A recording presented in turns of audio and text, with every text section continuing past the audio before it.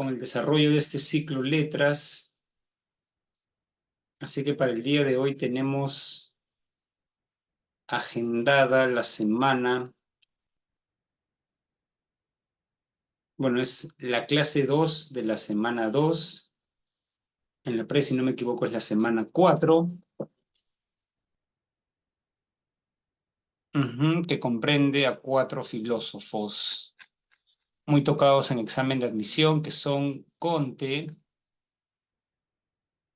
A ver, acá lo tengo ya, muy bien. Que son Hegel, Marx, Comte y Nietzsche, ¿correcto? ¿Qué tal? ¿Cómo estás, estimado Sergey? ¿Qué tal? ¿Cómo están? A ver. Buenas tardes, estimado, estimada Kiara. Muy bien. A ver, quizás un repaso de lo que vimos la semana pasada. ¿Quién era el padre de la filosofía moderna? ¿Lo recuerdan?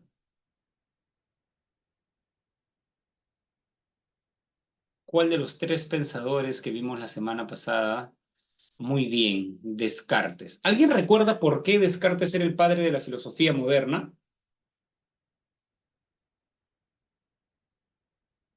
¿Por qué? O sea, ¿cuál es la razón de que sea el padre de la filosofía moderna?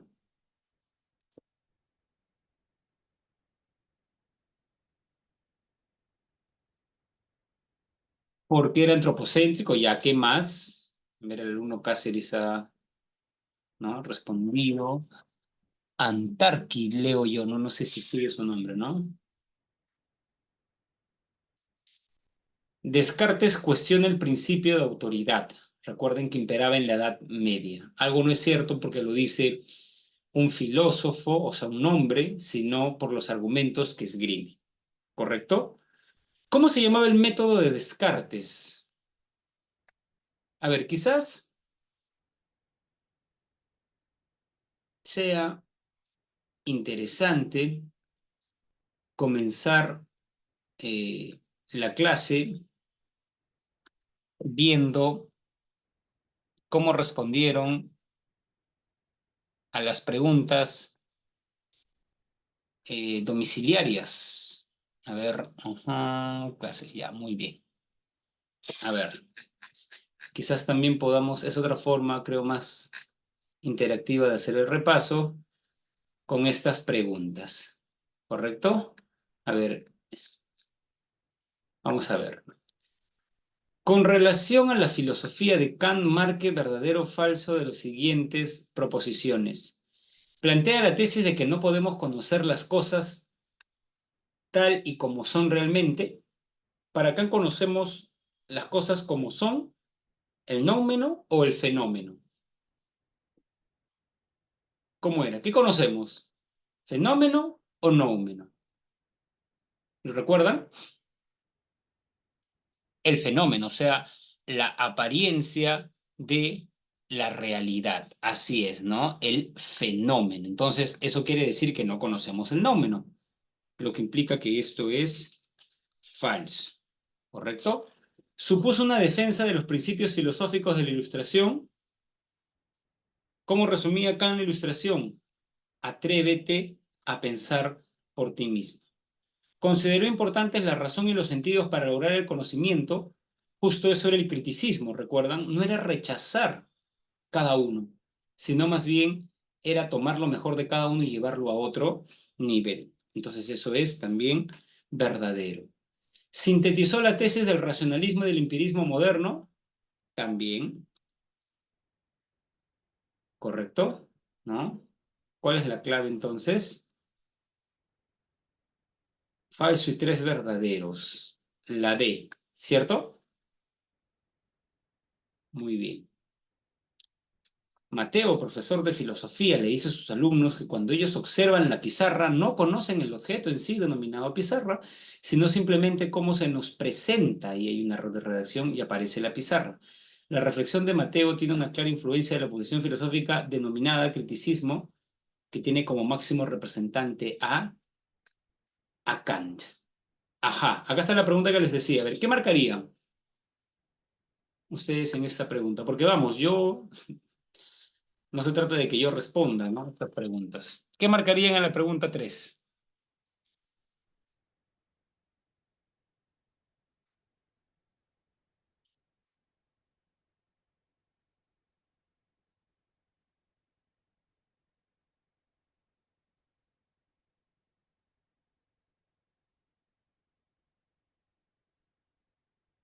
Ya, a ver, la clave que usted dice es, o sea, la B afirmó la posibilidad, sí, pero ¿eso lo lleva a ser padre de la filosofía moderna? Ese es el clásico error. Ustedes ven que es verdad respecto a Descartes. La B es verdad, podemos obtener conocimientos, pero no es la clave. Por eso no es padre de la filosofía moderna. Ajá, la E. Muy bien. Una familia va al Parque de las Leyendas en un paseo dominical. Julieta, la más pequeña de la familia, queda maravillada con el hermoso caballo blanco y con las aves selváticas. Al día siguiente del paseo, Julieta le cuenta a sus padres que soñó con un caballo, pero a diferencia de que vieron en el parque, el de sus sueños tenía alas y volaba por los cielos. Según René Descartes, ¿con qué tipo de idea ha soñado Julieta? Facticia. Muy bien, así es, ¿no? Tres tipos de ideas: facticias o digamos, las ideas que provienen del exterior, adventicias, un caballo y un ave, las que, digamos, provienen de combinar ellas mediante la imaginación, ¿no? Las ideas facticias y las ideas con las cuales nacemos. ¿Cómo se llamaban las ideas con las cuales nacemos según Descartes? Muy bien, innatas. Alexia lee en la página web de la BBC lo siguiente. La primera cuestión a recordar es que el color realmente no existe. Las manzanas y los coches de bomberos no son rojos, el cielo y el mar no son azules, y ninguna persona es objetivamente negra o blanca. Lo que existe es la luz. La luz es lo real. Se puede medir, tener y contar de cierta manera. Pero el color no es la luz. El color es completamente fabricado por nuestro cerebro. Lo anterior se relaciona con la idea kantiana de que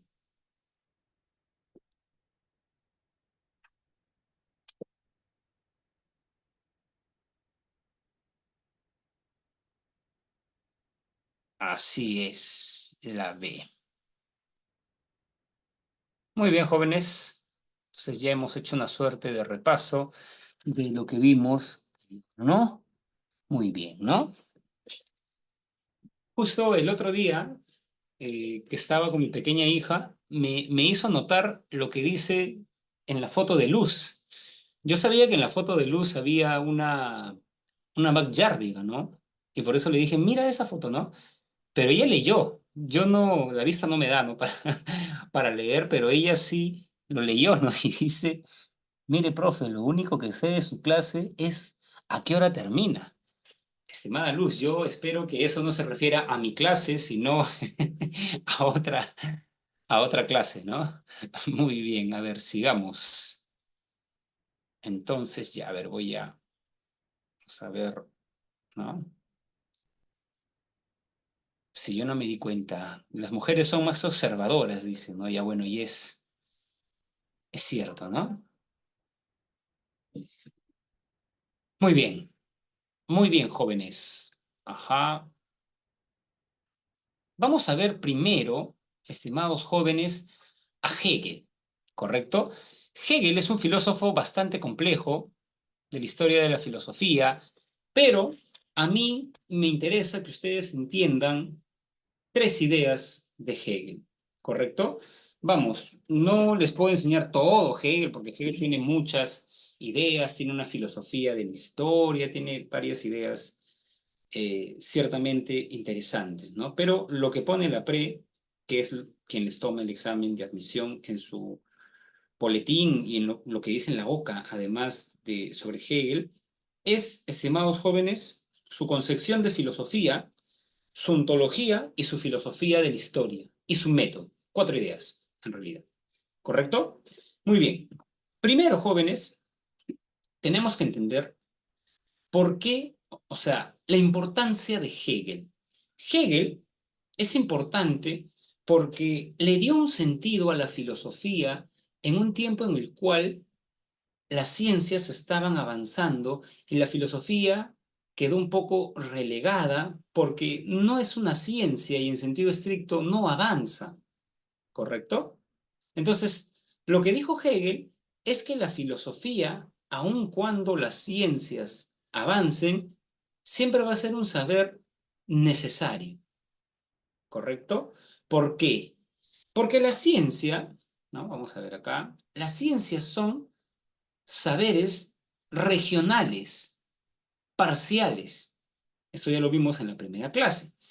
A la biología le interesan los seres vivos, a la astronomía los cuerpos celestes, a la sociología las leyes de la sociedad y a la matemática todo lo que tenga que ver con los números. Pero la filosofía, a diferencia de que las ciencias son particulares, características de la actitud filosófica. A ver, dígame las 5 características de la actitud filosófica. A ver, quiero ver cuánto me están siguiendo. ¿Cuáles son las características de la actitud filosófica? Primera clase, no vale ver su cuaderno. A ver, los ayudo con una, ¿no? Totalizadora. Pragma, nunca es pragmática. ¿Eh? Totalizadora. A ver, totalizadora, radical, racional, muy bien, crítica y problemática. Y estimado señor Cáceres, estimada alumna Kaira, Maricielo, decir que la filosofía investiga aspectos de máxima generalidad. ¿Con qué característica de la filosofía se está identificando eso que estoy diciendo? Muy bien, con que la filosofía es totalizadora, ¿correcto? Entonces lo que dice Hegel es que aun cuando, aun cuando las ciencias avancen, las ciencias son saberes regionales, parciales. No es un saber totalizador como la filosofía. ¿Correcto?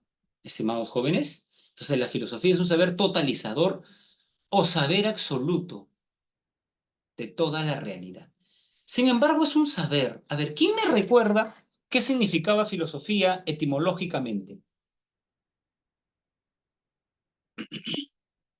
¿Qué significa filosofía etimológicamente, jóvenes? Amor a la sabiduría.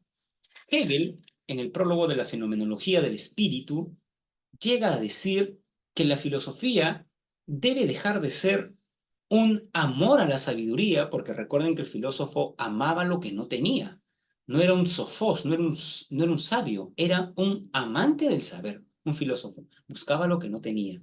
Y Hegel dice que ya hay que cansarnos de este jueguito de estar detrás del saber. La filosofía debe dejar de ser el amor al saber y convertirse en un saber, pero no en, o sea, en un saber, en la posesión del saber, pero no en un saber fragmentario, sino en un saber totalizador. ¿Correcto? Primer punto, concepción de la filosofía. Segundo punto, Hegel, estimados jóvenes, defiende un idealismo. A ver, pregunta, el debate idealistas, materialistas, ¿en qué disciplina filosófica se da?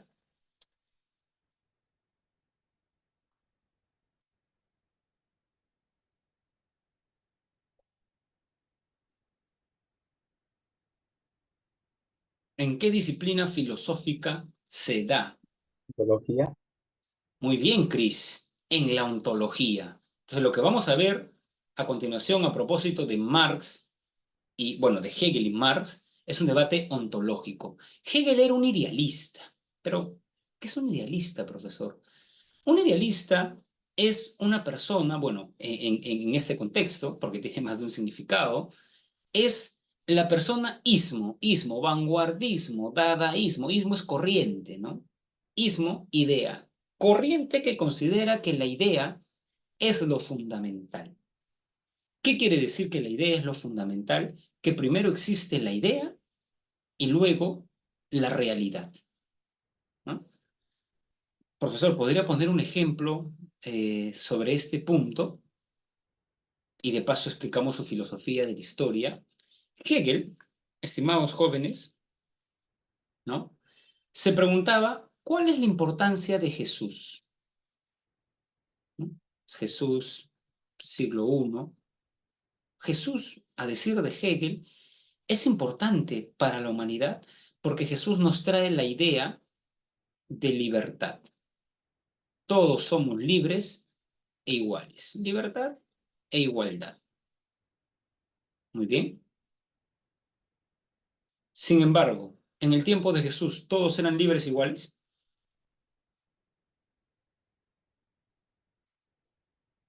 En el tiempo de Jesús, ¿todos eran libres e iguales? No, no todos eran libres e iguales. Y Hegel dice, no importa. Una vez que surge la idea, la misma realidad va a haber un movimiento en el cual se va a encarnar, se va a materializar esta idea. Y así tenemos que esperar 17 siglos, Revolución Francesa, Declaración de los Derechos del Hombre, para saber como realidad que todos somos libres e iguales. Incluso ustedes saben que la Asamblea, porque la sociedad francesa era una sociedad de clases, ¿no? Estaba el clero, bueno, el rey, el clero, la nobleza, los artesanos y el pueblo, ¿no? Entonces, la Revolución Francesa desbarató esa sociedad del antiguo régimen y todos eran libres e iguales. Pero ¿qué surgió la idea? ¿Qué surgió primero? La idea de libertad y luego la libertad como un todo. Incluso ese desplazamiento, dice Hegel, se da de Oriente a Occidente. ¿Han visto la película 300?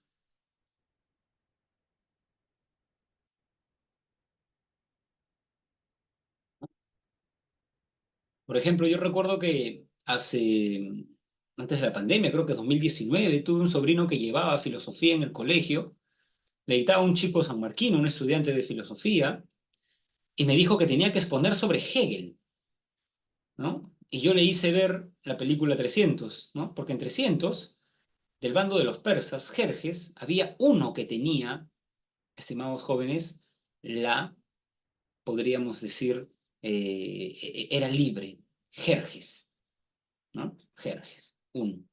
Los otros eran esclavos. En cambio, del lado de los espartanos, Leónidas no hacía lo que quería. Leónidas se sometía a la asamblea. Entonces, pero ojo, en Atenas y Esparta no todos eran libres iguales. Algunos, ¿no? Algunos, ¿correcto? Por ejemplo, esto lo sabrá Estefanía, que los romanos ampliaron el concepto de ciudadanía. ¿Correcto? Si no me equivoco, fue el emperador Caracalla que dijo que, porque ciudadanos eran los romanos, pero lo expandió a todos. Claro que Hegel dice, es un librito muy bonito, Lecciones de la Filosofía de la Historia, que en el fondo lo hizo porque quería más tributos, ¿no?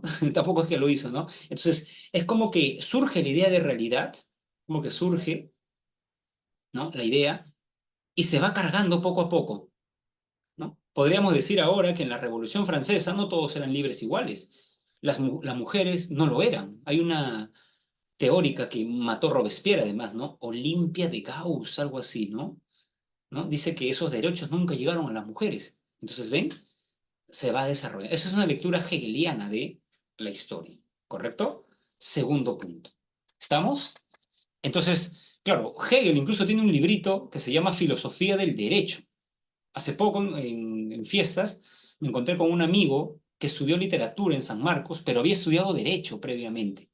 Y me dijo ese día que a él en derecho le hicieron leer la filosofía del derecho de Hegel, ¿no? Porque Hegel tiene un libro de ese título. Entonces, claro, o sea, le explicamos ciertas ideas de Hegel, ¿no? No todo el pensamiento ni siquiera yo conozco todo el pensamiento de Hegel, pues es un autor bastante amplio, ¿correcto? Ahora, lo que deben recordar de Hegel es la dialéctica. Bueno, la dialéctica para Hegel es el método para llegar a la verdad que está compuesto de tres momentos: antítesis o tesis, antítesis y síntesis.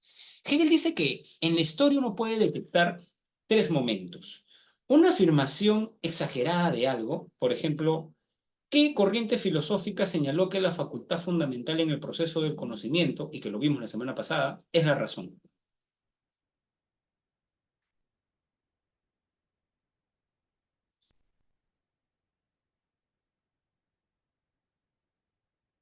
El racionalismo de Descartes. Muy bien. Pero así como hay o existe un movimiento que ensalza mucho esa facultad, luego el racionalismo tuvo una antítesis. Es un movimiento contrario que negó la verdad y dijo, no, no es así. La negación. La facultad fundamental en el proceso del conocimiento no es la razón, ahí está, la negación, sino la experiencia. ¿Quién defendió eso? El empirismo de John Locke, ¿correcto? Ahora, lo interesante de Hegel es que Hegel dice que luego, estimados jóvenes, viene un tercer momento de síntesis. Mucho cuidado con esta palabra, porque la palabra alemana es Aufhebung. Y Aufhebung no es una síntesis como una superación y borrón y cuenta nueva de los dos momentos anteriores, sino síntesis como una conservación de lo más importante de los dos momentos anteriores. ¿Correcto? Lo que quiere decir que Kant no dijo que Descartes y Locke se equivocaron. Lo que dijo Kant es que necesitamos de la experiencia, pero también de la razón. Esa es una síntesis hegeliana. Profesor, alguna vez me dijeron, profesor, usted todo pone ejemplos de filosofía, un ejemplo más cotidiano, a ver. Un chico cuando tenía, pensemos, ¿no? 17 años, estaba en un colegio exclusivo de Lima y creía que lo más importante de una persona era el exterior, ¿no? Entonces, digamos, ¿no? Era metrosexual, iba al gimnasio, lo importante es lo exterior, el cuerpo, ¿correcto? Pero de pronto ingresa a San Marcos a estudiar historia y lee sobre el movimiento contracultural de los hippies y se da cuenta que lo más importante es lo interior, ¿no? Se hace dreps, es mochilero, ya no va al gimnasio, engorda, ¿no? Ya no es, digamos, ¿no? Acá pensaba que el dinero es lo más importante, no, cuestión espiritual, ¿no? Pero no trabaja, digamos, o bueno, trabaja vendiendo, ¿no? Entonces, como que se va de un extremo a otro, ¿no? ¿Correcto? De creer que es lo exterior y luego lo interior. Y bueno, este joven de pronto vuelve de su viaje por Latinoamérica después de 5 años, no terminó la carrera, y cuando tiene 29 dice, bueno, puedo seguir creyendo que lo espiritual es importante, pero eso no implica que tampoco cuide mi cuerpo, ¿no? Tengo que comer sano, tengo que hacer deporte, entonces es como que toman lo mejor de los momentos anteriores, ¿ya? Ese sería un movimiento dialéctico también, ¿correcto? Muy bien, ¿no? Acá les pongo, a ver, ¿cuál es la clave en esta preguntita? A ver, díganme ustedes, ¿no? Porque yo le he creado, así que yo sé cuál es la clave.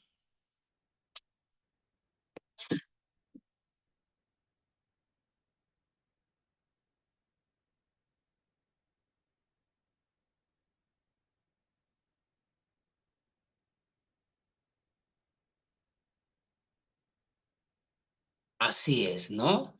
Primero la ilustración ensalzó la razón y luego vino el romanticismo y dijo, no es la razón, sino los sentimientos, antítesis. Y luego ya es como que ambos, ¿no? Claro, porque una persona extremadamente racional, no sé si sea una buena persona, ¿no? Y una persona muy sentimental, ¿no? Me mato por ella, no sé, lo que hace Werther además en las cuitas del joven Werther, ¿no? Entonces, es como que no hay que ser desmesurados, podríamos decir, ¿no? Hay que llegar a la Aufhebung, ¿correcto? ¿Alguna pregunta respecto a Hegel, jóvenes? No sé, quizás por ahí leyeron algo de Hegel que quisieran que aclare. ¿Qué es el panlogismo, profe?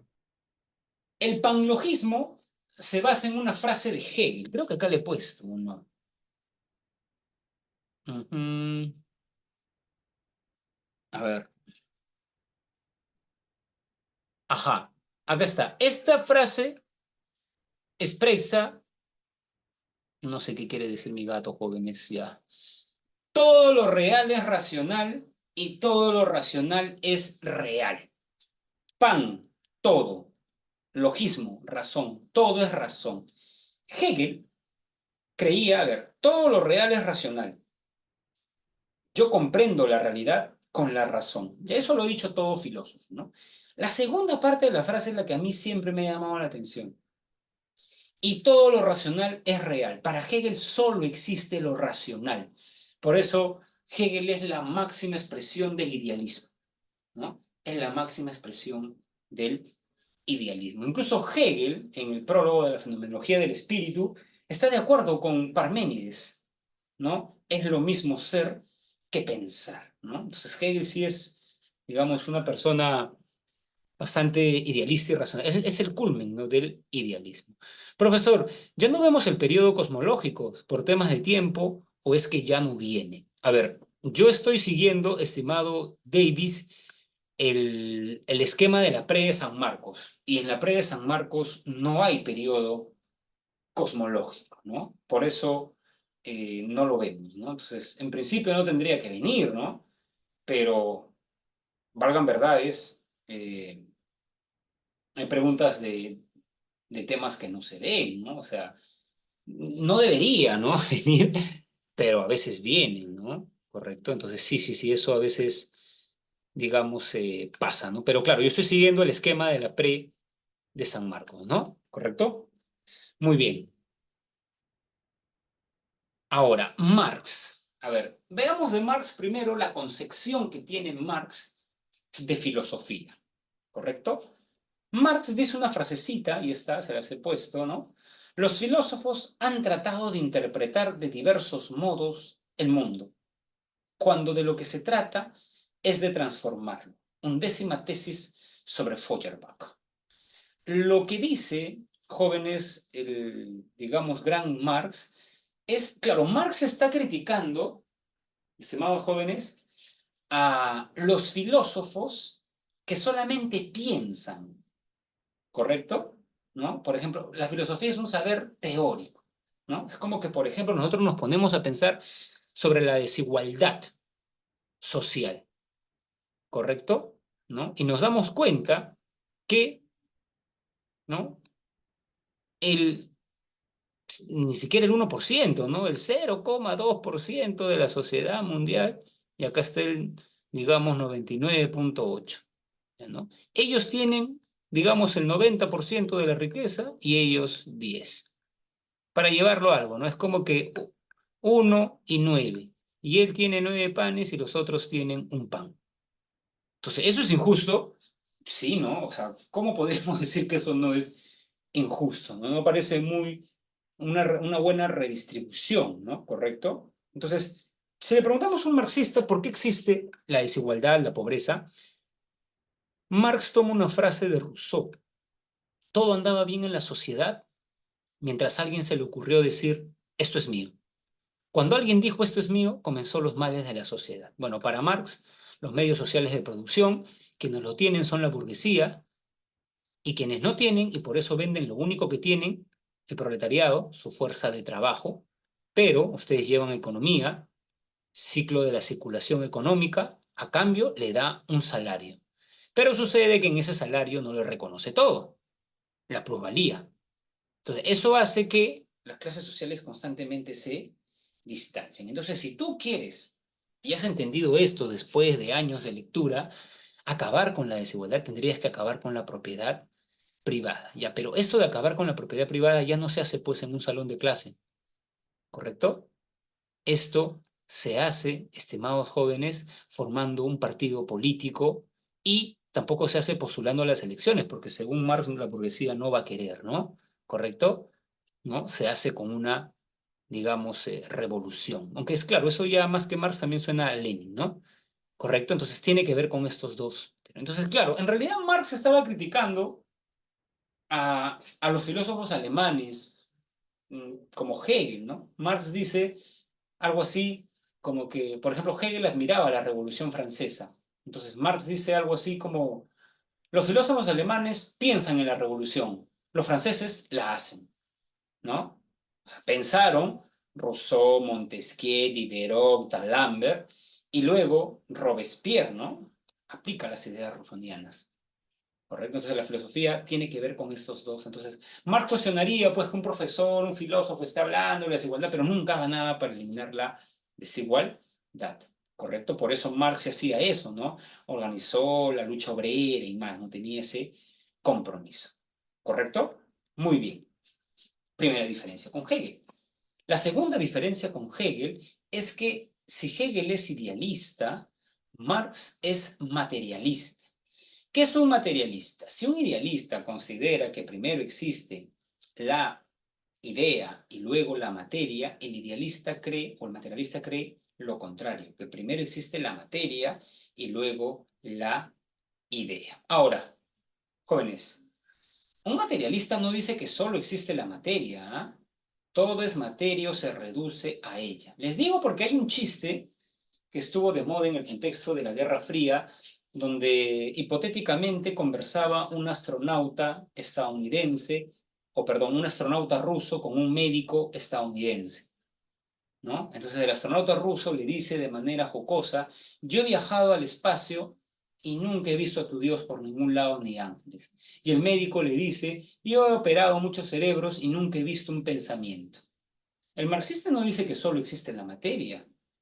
Lo que le diría el marxista es, ¿podríamos tener pensamientos si no tuviéramos la base material del cerebro? Todo es materia o se reduce a materia. Los pensamientos son materia altamente desarrollada, podríamos decir. No lo digo porque a veces uno critica sin entender del todo, ¿no? Por ahí he visto personas que en el TikTok critican a Marx, ¿no? ¿Los han leído? Parece que no, porque le hacen críticas de cosas que él no defiende. Entonces un materialista dice eso, ¿no? Pero lo interesante también creo de lo que les estoy explicando es, estimados jóvenes, lo siguiente, que Marx hace una crítica, critica el idealismo, pero toma la dialéctica de Hegel. ¿Correcto? Toma la dialéctica, ¿no? Para que vean que no lo desecha del todo, ¿correcto? Ahora, para Marx había una diferencia esencial entre los seres humanos y los animales. Los animales se sirven de lo que la naturaleza les da. Si ustedes ven los documentales, ven que el oso polar come foca, no sé, pingüinos, digamos, el chimpancé come cocos, bananas, ¿correcto? O sea, comen cosas que existen en la naturaleza, ¿no? Pero, por ejemplo, nosotros, digamos, comemos digamos, este tipo de productos, ¿no? ¿Han visto un árbol donde haya este producto? O celulares, o cuadernos, o resaltadores. ¿O han visto un árbol donde haya ají de gallinas o yuquitos con carne? No, pues, porque nosotros no nos servimos de lo que nos da naturaleza. ¿Nosotros qué hacemos? Transformamos la naturaleza, ¿correcto? La transformamos. Entonces, la diferencia es que nosotros trabajamos. Y cuando trabajamos, dice Marx, ¿no? Establemos relaciones sociales de producción. O sea, cada uno ocupa un lugar determinado en el proceso de producción. Y de este contexto viene una idea marxista muy importante, jóvenes, que es esta idea, ¿no? Es esta idea, ¿no? De la estructura y la superestructura, ¿correcto? Allá, algo que les quería decir, ¿no? Porque por más que no se enseña Engels, quién sabe, ¿no? Puede venir, es que esta idea de Marx de el trabajo, es lo importante, también la defiende Engels. Engels o sea, Marx era alemán, conoce a Engels, Engels admira mucho a Marx y escriben varios libros juntos. Uno de ellos, el Manifiesto Comunista. El Manifiesto Comunista. Si ustedes ven el Manifiesto Comunista, el autor no solamente es Marx, es Engels, ¿correcto? Entonces, esta idea de lo importante del trabajo para el hombre también lo expresa Engels, pero en un textito que solo escribe él, que se llama El papel del trabajo en el paso del mono al hombre. Para Engels, el trabajo es fundamental, porque el trabajo, por lo que recuerdo mi lectura de este texto, genera tres cambios importantes, ¿no? Un primer cambio es la liberación de las manos. En un primer momento el hombre se desplazaba como que ponía los nudillos en el suelo como si fueran muletas, ¿no? ¿Correcto? Así se desplazaba. Ahora no, porque nosotros con nuestras manos les hemos dado otras funciones, ¿correcto? Segundo, la postura erguida. Es gracias a la liberación de las manos. Y otra cuestión, la tercera fundamental, es este dedo, ¿no?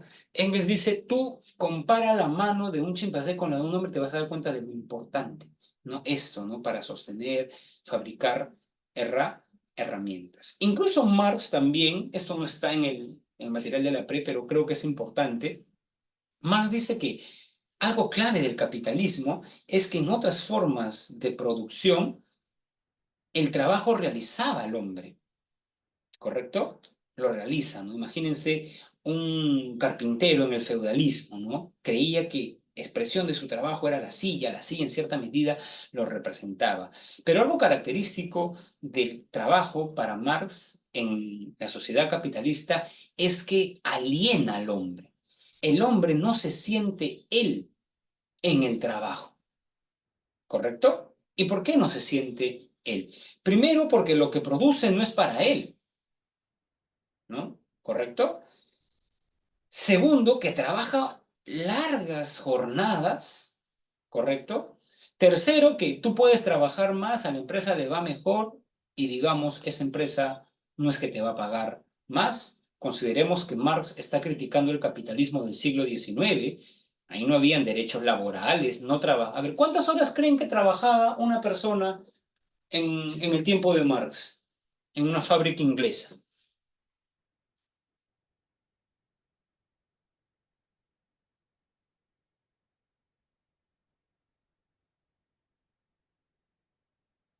14, 16, 18, trabajaban niños en condiciones paupérrimas, ¿no?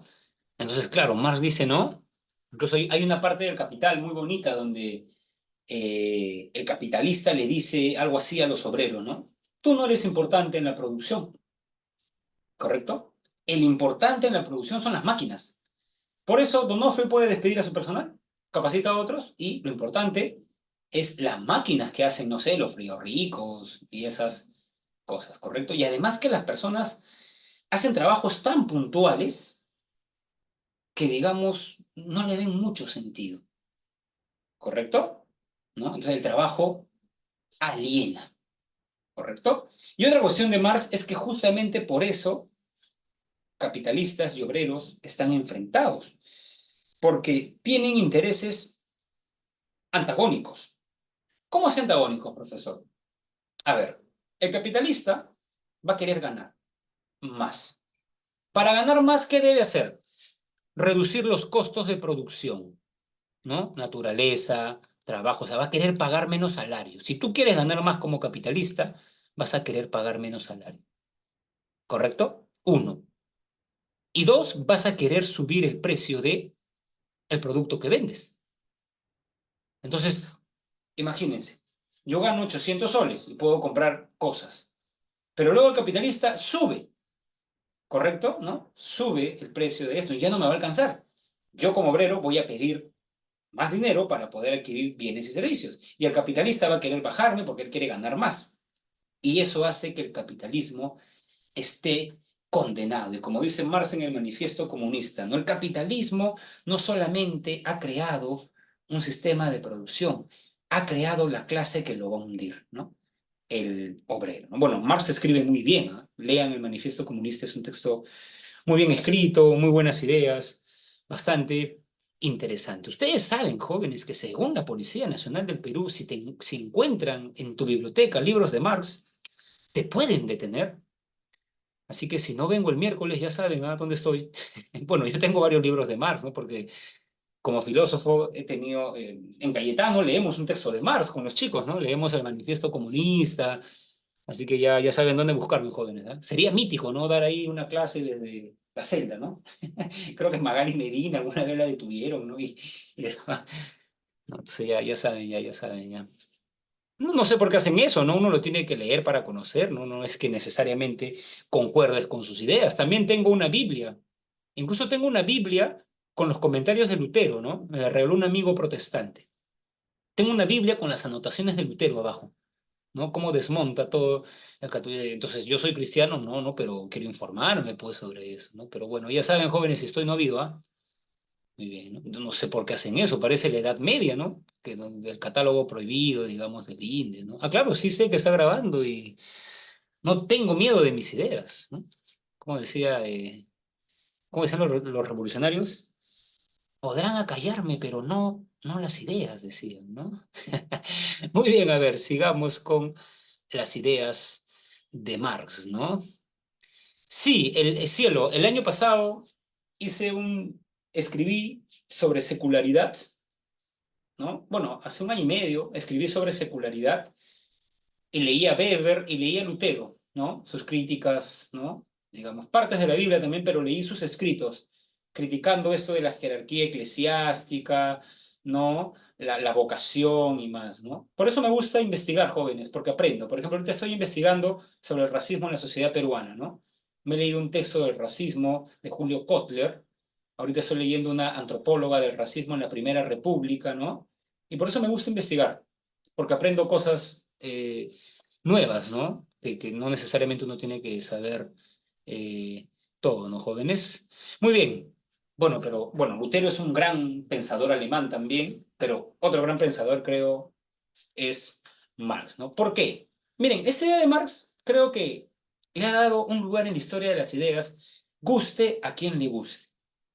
Antes de Marx, estimados jóvenes, se creía que para entender un pueblo tú debías entender su ideología. O sea, quiero entender a los alemanes, a los franceses. Pues, bueno, leo su religión, a Calvino, leo su filosofía, a Rousseau, Robespierre, leo la Declaración de los Derechos del Hombre, ¿no? Pero la intuición de Marx, ¿no? Bueno, no es una intuición, ¿no? Porque es bien fundamentada, ¿no? La tesis de Marx es que estas ideas en realidad expresan, ¿no? Intereses económicos, la estructura económica, ¿correcto? ¿No? Es como que una persona, digamos, defiende intelectualmente lo que le conviene a sus intereses económicos. Ejemplo, jóvenes. Mi papá es subgerente de la fábrica Donofrio y el sindicato está haciendo una huelga. ¿A quién creen que voy a ayudar yo? ¿A mi papá o al sindicato? Como abogado. Al gerente, al que tiene, digamos, el dinero que invierte, o al sindicato, a mi papá. Entonces voy a decir que eso es injusto, que ellos están traicionando tales cláusulas, voy a citar la Constitución y más. Pero ahora mi padre es un obrero del sindicato. ¿A quién voy a ayudar? Ahora, ¿no? Al sindicato le voy a decir, sí, miren, acá les han pagado horas extras, no. A ver, ¿cuántos días tienes tú? 78. No, no puedes tener 78 días de vacaciones. A lo máximo creo que son 40. ¿Correcto? Entonces voy a comenzar ¿no? Entonces tiene que ver con eso. Yo defiendo, digamos acá, lo que, ejemplo en realidad peruana, el grupo Graña y Montero, digamos, tiene problemas de corrupción con Odebrecht. ¿Y por qué esos titulares no sale en el comercio, en todo ese grupo, digamos, de periódicos? Porque son los mismos, o sea, es el mismo, como que es el mismo núcleo de personas, Graña y Montero, comercio, y que tiene varias empresas. Entonces él no va a poner pues en su primera plana eso, porque no le conviene, ¿correcto? Otra explicación, es una explicación un poco más sencilla, otra explicación que es ya más ceñida a Marx es la siguiente. Marx dice que en las empresas hay una racionalidad, pero en las empresas todo es medios, fines.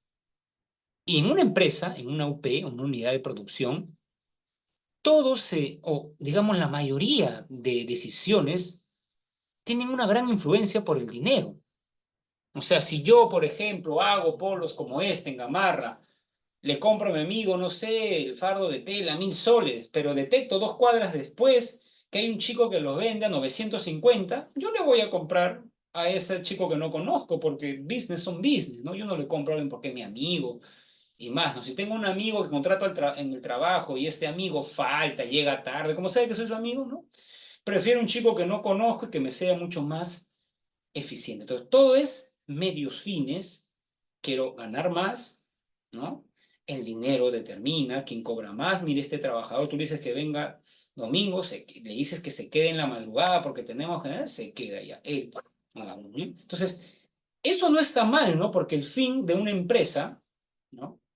Es las ganancias, ¿no? ¿Correcto? El detalle, dice Marx, es que algo propio que tiene el capitalismo es de elevar esta racionalidad a otras esferas que no tienen que ver, o sea, elevar la racionalidad económica a otras esferas que no tienen que ver nada con la economía. Ejemplo, la religión. De pronto el pastor está pensando más en qué, en el diezmo, ¿no? O cuando alguien quiere elegir su carrera universitaria, ¿cuál es el campo laboral de la carrera, profesor? O sea, más que seguir su vocación, está pensando en qué carrera le va a dar más dinero, ¿correcto? ¿No? Eso se llama la elección, la corrupción de la elección de la carrera profesional, se llama en cursos de deontología, ¿no? El alumno que más está pensando en qué va a ganar más si estudia tal o cual carrera que su verdadera vocación, ¿correcto? Una chica, más que pensar en quién es más afín a ella y quién la respete y más, está pensando en quién tiene el carro, en quién la va a llevar de viaje y más. Y eso es algo que hace el capitalismo, ¿no? Por eso existe el sugar daddy, la sugar mommy y el capitalismo, dice Marx, por todos sus tentáculos nos hace creer eso, que el dinero nos va a hacer feliz. El dinero es lo más importante, ¿no? Ese también es un ejemplo de cómo la estructura económica del capitalismo nos hace pensar de esa manera, ¿no? Incluso hay un spot publicitario que dice, hay pocas cosas que el dinero no puede comprar. Para todo lo demás existe, no sé si es Mastercard o Visa, no lo recuerdo, o el eslogan de Real Plaza, ¿no? Estás aquí para ser feliz. ¿Son felices en un mall, jóvenes?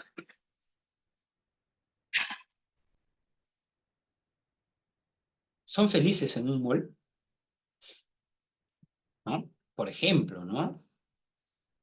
Hay que distinguir, hay un poquito de concepto. Por ejemplo, Luz dice que si es feliz no está bien, ¿no? Pero hay personas que no. Creo que la felicidad es otra cosa, ¿no? Me parece, ¿no? Pero bueno, ¿no? Yo me aburro esperando que mi madre termine allá muy bien, ¿no? Entonces, tiene que ver con eso. Cómo determina la estructura económica la superestructura. ¿Correcto? Sí, es verdad. Es subjetivo, pero no es tan subjetivo porque la sociedad en la que vivimos por todos lados nos hace creer que el dinero es lo más importante. Por eso traicionamos nuestra vocación, por eso traicionamos nuestros ideales, ¿no? Nuestros ideales, ¿no? ¿Correcto? Nuestros ideales, ¿no? Las esposas de los futbolistas, muchas veces los futbolistas las engañan, pero siguen con ellos, ¿no? Porque tienen mucho dinero, me parece, ¿no? Quizás me equivoque, ¿no? Entonces, nos hacen creer que eso es, ¿no? Entonces, esa lógica económica se eleva a otras esferas de la sociedad, ¿no? Claro, es relativa, pero eso no quita, Anthony, que la sociedad nos venda un modelo de felicidad, ¿correcto? La sociedad actual nos vende un modelo de felicidad y una de las, digamos, relaciones con la felicidad es tener dinero. Ya para Marx, eso es propio del capitalismo. Ese es un ejemplo de cómo la estructura determina la superestructura. Claro que tú puedes pensar lo contrario, ¿no? Pero la sociedad por todos lados, ¿no? Yo la veo a mi mamá, por ejemplo, con el celularcito siempre, ¿no? La veo. Mira, hijo, mira, acá venden esto, el otro, ella tiene Instagram, otras redes sociales, ¿no? Mira este viaje, mira qué bonito, ¿no? Entonces, es cierto que tú eliges, pero la sociedad por todos lados te quiere influenciar, ¿no? Y en algunos cumple muy bien su objetivo. En otros no, pues porque se rebelan, ¿no? Pero en la mayoría, diría yo, cumple bien sus objetivos. Por ahí hay un meme conocido, ¿no? Que dice, nada mejor, ningún producto es mejor del capitalismo que un obrero que defiende el sistema injusto, ¿no? En el que forma parte, ¿no? Claro, ¿no? Claro, también, pues, ¿no? Ahí está, es cierto, miren, Nicole dice, ¿no? Con dinero tendría, está bien, ¿no? Pero ahí el dinero es un medio, Luz, ¿no? Es un medio para ser feliz, ¿correcto, no? Hay otros que lo ven como un fin, ¿no? Eso también lo vamos a ver más adelante, ¿no? Muy bien. ¿Alguna duda, jóvenes? A ver, ajá, miren esta preguntita. Un sociólogo afirma lo siguiente en una entrevista. Las estructuras económicas y los modos de producción determinan las formas de pensar.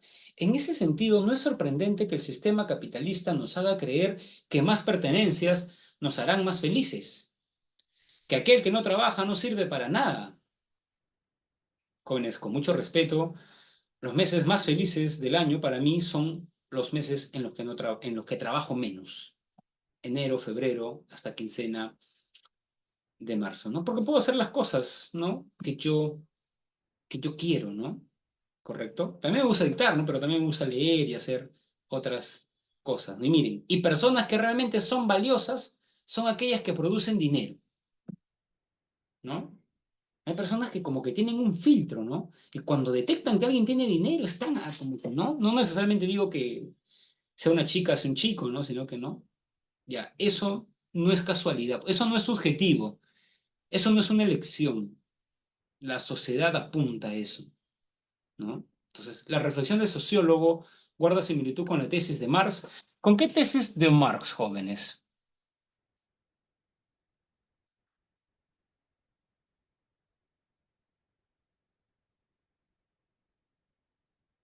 ¿Con cuál tesis?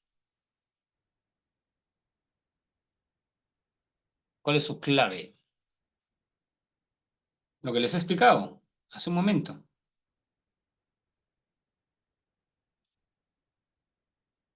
El ser social determina la conciencia social. Claro, eso es cierto, jóvenes. A esto le llaman, miren, ser social, conciencia social.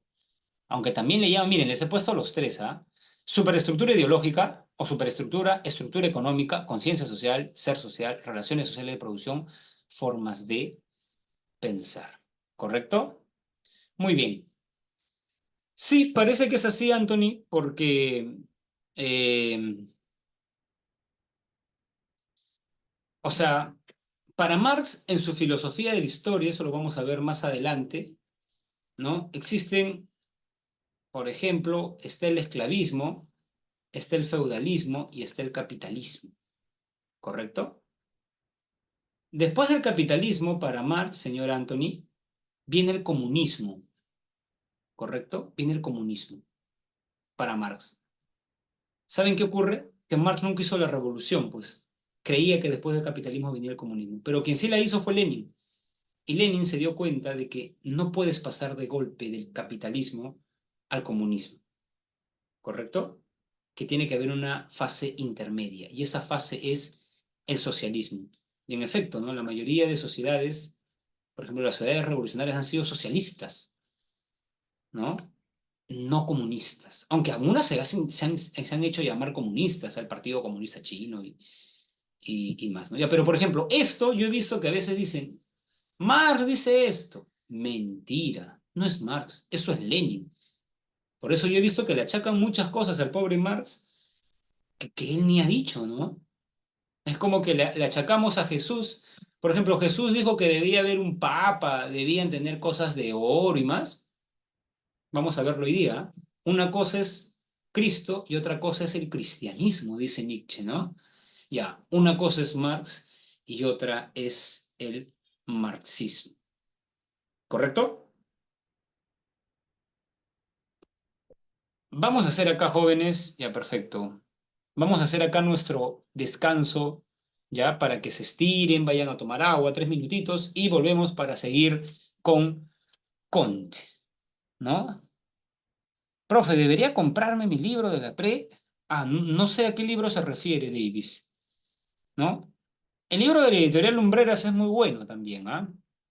Es muy bueno, ¿no? El libro de la editorial. Yo tengo un libro de la pre antiguo, ¿no?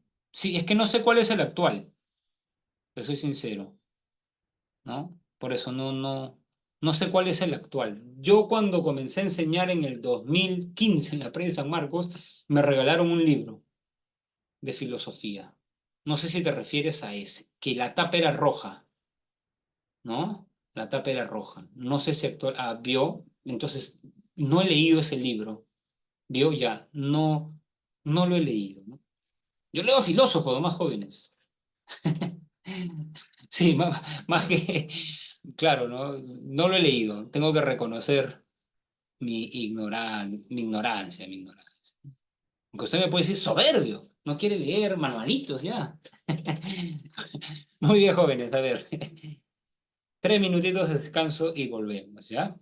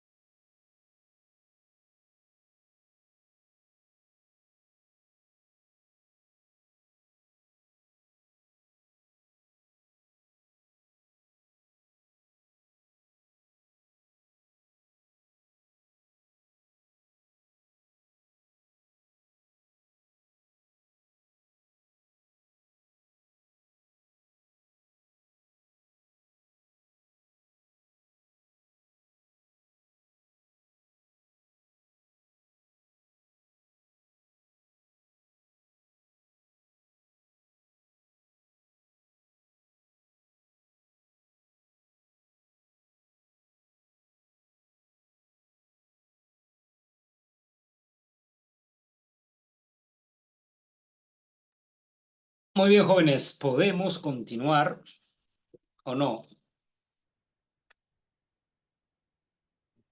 Profe, Dígame, Davis.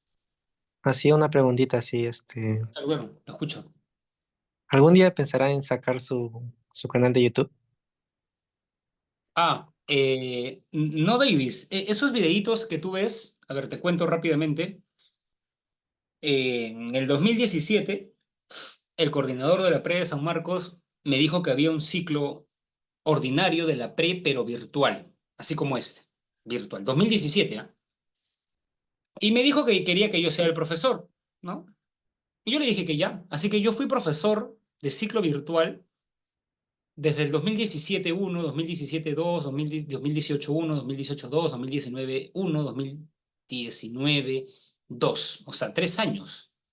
Sí, pues 3 años. Ahora, ese ciclo Davis era para chicos, o sea, los chicos de la pre pagaban, como dijo Estefanía, ese monto bastante amplio. Y ese era un ciclo solamente para chicos que pagaban, así como este ciclo, ¿no? No, no, no. Pero eh, no sé si la misma pre de San Marcos lo lanzó a la red, creo que lanzó uno, y luego comenzaron a piratearlos. Yo me acuerdo porque el chico, Jonathan, me acuerdo el que dirigía todo eso, me dijo que la pre iba a demandar a esa persona que estaba pirateando. O sea, parece que había alguien que se matriculaba al curso, pagaba, pero luego lo subía a YouTube. Y me dijo qué pensaba yo, ¿no? Y yo le dije que estaba bien, ¿no? Que el conocimiento, o sea, a mí en realidad o sea, no me parecía que estaba mal, ¿no? O sea, ¿no? Es más, me agradaba porque recuerdo que he estado en la calle, ¿no? A veces, y se me ha acercado un chico, ¿no? Profesor, yo he visto sus videos de YouTube, ¿no? Quería agradecerle, me ha dicho, ¿no? Un día estaba con mi hija por Plaza Norte, en el circo de Kiko, el año pasado, y me topé, ¿no? Un chico, ¿no? Me dijo, profesor, yo he visto usted es Eleazar, me dice, no, sí, le digo, ¿no? Ah, profesor, yo he visto, ¿no? Entonces, eso es por YouTube, ¿no? Entonces, yo, digamos, no tengo nada contra eso, pero fue así, Davis, ¿no? O sea, yo no soy mucho de redes sociales, o sea, yo nunca subí esos videos, o sea, no sé cómo grabar, no sé cómo editar, no sé cómo subir un video. Entonces, por eso creo que no. Y además, Davis, porque ya hay videos, ¿no? O sea, si ya están los videos ahí, digamos, o sea, ya está, ¿no? Creo que, ¿por qué volver a hacer? Porque debe ser trabajoso hacer eso, no lo sé, ¿no? Por ejemplo, cuando me grababan, sí me grababan como en un estudio, ¿no? Me grababan, al comienzo sí como que, ¿no? El primer ciclo como que no era tan fluido, me acuerdo, ¿no? Es que tener una cámara ahí, ¿no? Pero ya luego como que fui entrando ¿no? Y sí, era todo un equipo, habían como 6 personas que trabajaban para esos videitos. Me refiero a los videitos con fondo al 2000, hasta el 2019.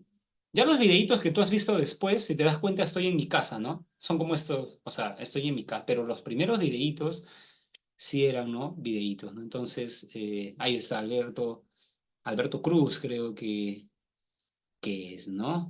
Sí, pues, ¿no? Yo, digamos, no tengo ansias de fama, pero si puedo ayudar, yo no tengo ningún problema, ¿no? Yo le he dicho, Davis, a mi hija, ¿no? Hija, mira, yo soy un youtuber, ¿no? Y le he enseñado. Y me dice, no lo eres, si no tuvieras plata, me dice, ¿no? Me acuerdo cuando era más pequeñita, le, le dije una vez eso, bromeando, ¿no? Claro, antes de enseñar en universidad, ¿no? Ya cuando saqué el grado de magíster, me ha ido mucho mejor, ¿no? Pero claro, antes como que estaba un poco más estudiando, ¿no? No es fría de fría, sino que es sincera, Davis. Muy bien, muy bien, muy bien, ¿no? Entonces, jóvenes, a ver, estos garabatos que he hecho, muy bien. Además, yo creo, jóvenes, que ya, o sea, mis videos están ahí, conocen un poco mi forma de explicar.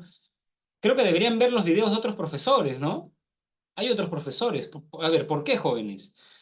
Porque yo he leído ciertos libros. Yo no he leído todos los libros, sería muy soberbio decir eso.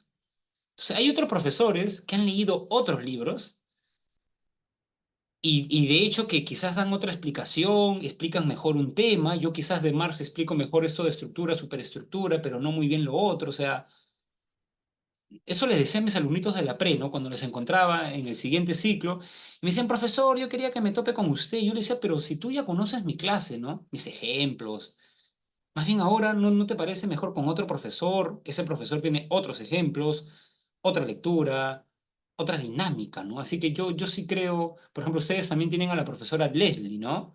Entonces se darán cuenta con la profesora Leslie que, ¿no? Hay otras explicaciones, otros ejemplos, ¿no? Entonces, de hecho que uno es más bueno en ciertos temas, ¿no? Que en otros. Por ejemplo, yo leo más sobre ética y filosofía política, ¿no? Pero hay otras, por ejemplo, por ahí tengo un amigo que he visto que tiene videos en YouTube de una academia, él es muy bueno en filosofía latinoamericana, ¿no? Otro en Canas, y entonces yo creo que ahí está, pues, ¿no? La esta, ¿no?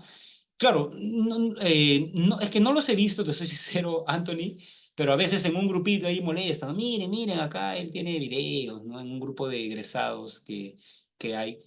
Y no sé, en la misma pre hay varios profesores, ¿no? Hay varios profesores, entonces supongo que hay videos de varios, ¿no? Creo que hay de Alma, de Francisco, de Joana, ¿no? Entonces, sí, sí, jóvenes, yo creo que deben, ¿no?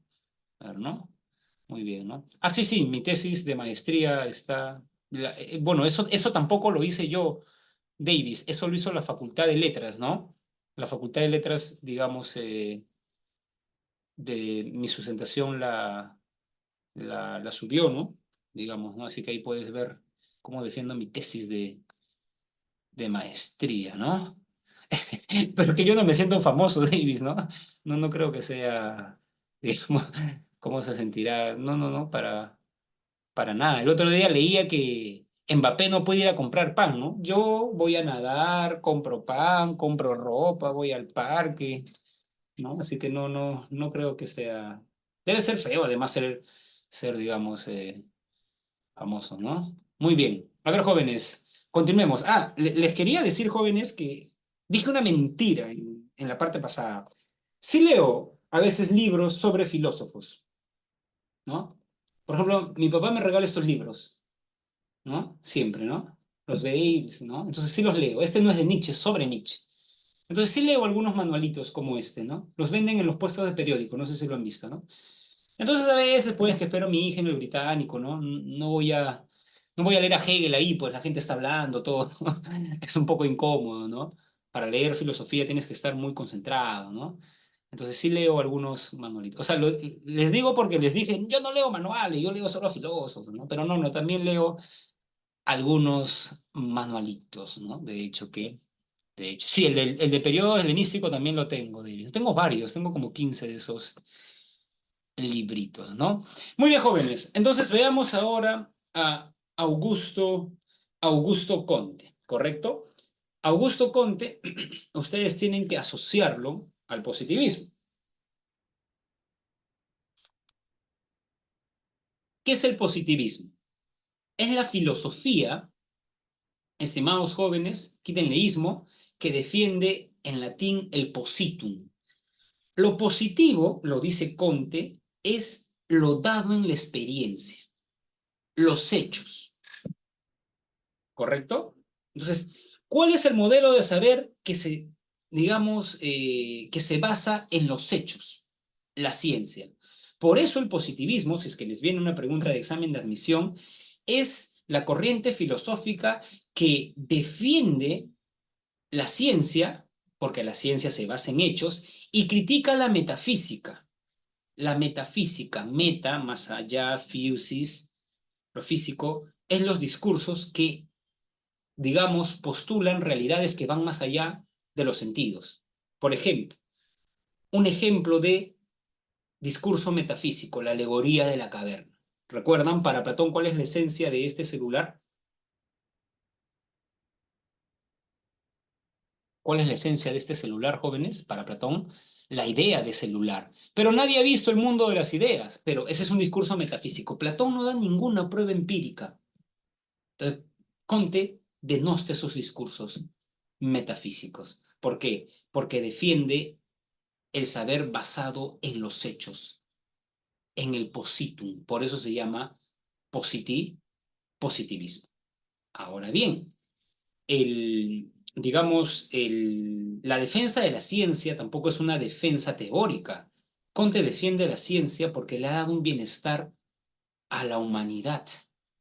¿no? Piensen en las vacunas, ¿no? Es interesante porque a veces yo soy muy nostálgico y a veces he renegado de vivir en el siglo XXI, ¿no? Porque es un siglo en que las personas se juntan y están más con el celular, ¿no? Y he dicho, ¿por qué no he vivido en el siglo XIX, ¿no? No sé, en el periodo de la independencia en el Perú o en el romanticismo alemán, ¿no?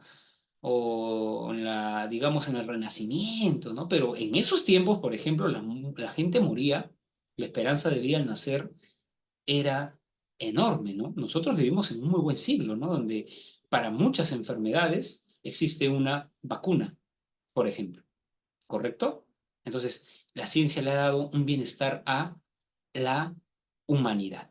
Y la ciencia va a permitir orden y progreso. Y por eso Conte tiene, recuerdo, una famosa clasificación de las ciencias, que acá está la matemática, biología, química, física, y al último está la sociología, la ciencia que entiende a la sociedad. Y bueno, Conte decía, fundador de la sociología, Conte decía que uno debería saber todo esto para llegar a lo más elevado, ¿no? Elevado. Entonces, jóvenes, eso tiene que ver con ello, ¿no? Bueno, Anthony, las vacunas fueron probadas, ¿no? Empíricamente existen tasas que muestran que, por ejemplo, las personas que iban usualmente eh, a, a UCI eran personas que no se habían vacunado, que habían recibido una una dosis, ¿no? Entonces había pruebas empíricas, ¿no? Y recuerdo también que en la universidad leí un artículo sobre, claro, una persona que parece que esta persona tenía problemas del corazón y se vacunó y murió de un problema al corazón, ¿no? Entonces, ese artículo salió en una revista muy ranqueada, donde dijeron, mira, el que se vacuna te da hipertensión y te mueres, ¿no? Es que eso es como decirte lo siguiente, ¿no? Voy a comer a un restaurante muy exclusivo de Lima, ¿no? Y luego, como no me lavé las manos en la mañana cuando tomé desayuno digamos, no lavé mis alimentos y me da, digamos, una infección al estómago con diarrea, y digo, en eso, o sea, eso es una falacia, es relacionar mal. O sea, te digo porque cuando uno habla con antivacunas, creo que relacionan mal eso, ¿no? Bueno, yo me he vacunado, jóvenes, así que digamos, sí creo que tiene que ver con eso. Claro, eso también, o sea, Conte estaría a favor de las vacunas. Ya, esto es lo clave de Conte. Esto es lo clave de Conte. Conte dice que, claro, estamos acá, en lo positivo, pero han habido estadios. Por ejemplo, en el estadio teológico y el metafísico, la pregunta fundamental es cuál es el origen de la naturaleza, ¿no? De la naturaleza. En ambos la pregunta es la misma, ¿correcto? Muy bien. Entonces, estimados jóvenes, en el estadio teológico la respuesta es que es un ser sobrenatural. Sobrenatural, entiéndase por esto, algo que está encima de la naturaleza, que no es la naturaleza, pero que crea la naturaleza. Que pueden ser varios dioses, como el politeísmo griego, o como los grandes monoteísmos, ¿no? El Islam, el cristianismo, ¿correcto? Entonces es un ser que crea la naturaleza. Entonces la respuesta es que es un ser sobrenatural. Y para entender, la facultad humana para entender ese ser que creó la naturaleza es la fe o la imaginación, ¿correcto? Y el modelo de saber es la religión, ¿correcto? Sin embargo, ustedes recordarán el paso del mito al logos, la filosofía racional. Entonces, la pregunta es la misma, ¿cuál es el origen de la naturaleza? Y en este caso la respuesta es que es un ser racional, como el primer motor de Aristóteles, ¿correcto? Yo entiendo ya no por la fe, sino por la razón, o como el demiurgo platónico, ¿no? O por la abstracción, también he visto en algunos manuales, ¿no? ¿Correcto? Y el modelo de saber es la filosofía, ¿correcto? ¿Hay un avance? Sí, pero acá, recuerdo cuando llevé filosofía del siglo XIX con el profesor Fernando Muñoz, nos hizo leer el texto el curso de filosofía positiva. Y Conte dice, lo recuerdo casi de manera literal, ¿no? La pregunta científica no es la pregunta por el origen, por la causa final, ¿no? Por la causa formal. Está criticando a quien postulaba las cuatro causas. ¿A quién está criticando?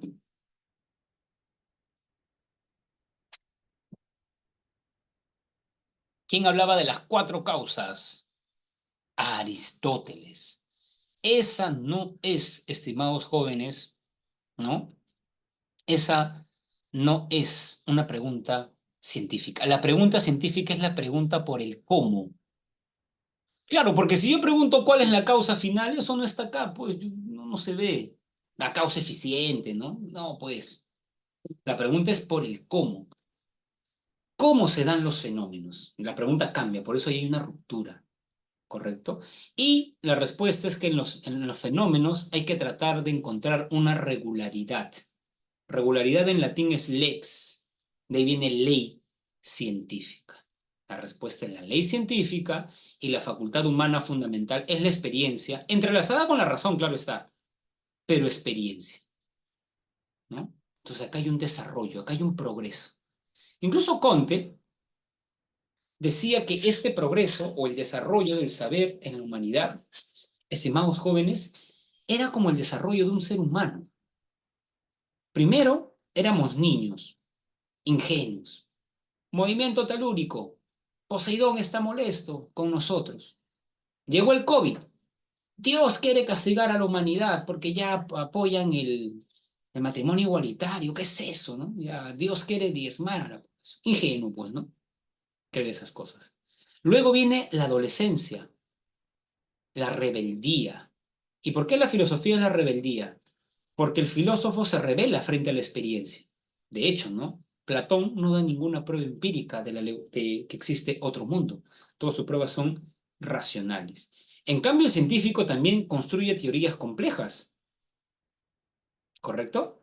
Pero la formula como hipótesis y la somete a experimentación. Acá está la madurez, el maduro, ¿no? El que dice algo y lo prueba, ¿no? ¿Correcto? No como el adolescente vanidoso y que no da ninguna prueba.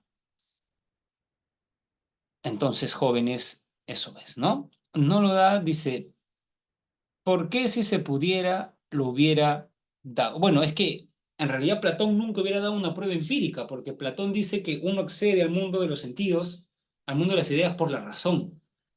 O sea, su misma filosofía encierra de que no se puede, digamos, ¿no? Dar. Kant tiene algo de eso también en el prólogo de la crítica a la razón pura. Kant dice, ¿no? Que los filósofos nos han enseñado que el entendimiento vuela y construye castillos de naipes, como el mundo de las ideas, y no dan ninguna prueba empírica. No es parte un poco de la época, ¿no? Esta crítica a la filosofía. Pero recuerden que para Platón no podías conocer por los sentidos el mundo de las ideas. Su pregunta me ha hecho recordar, estimado alumno, hay un librito que cuando trabajaba en San Marcos, a veces tenía horario libre, ¿no? Y me lo leí en mis tiempos libres, me acuerdo, ¿no? Y es de Diógenes de Laercio, Vida de los filósofos más ilustres. Y claro, en ese librito leí la vida de Diógenes, el cínico, ¿no?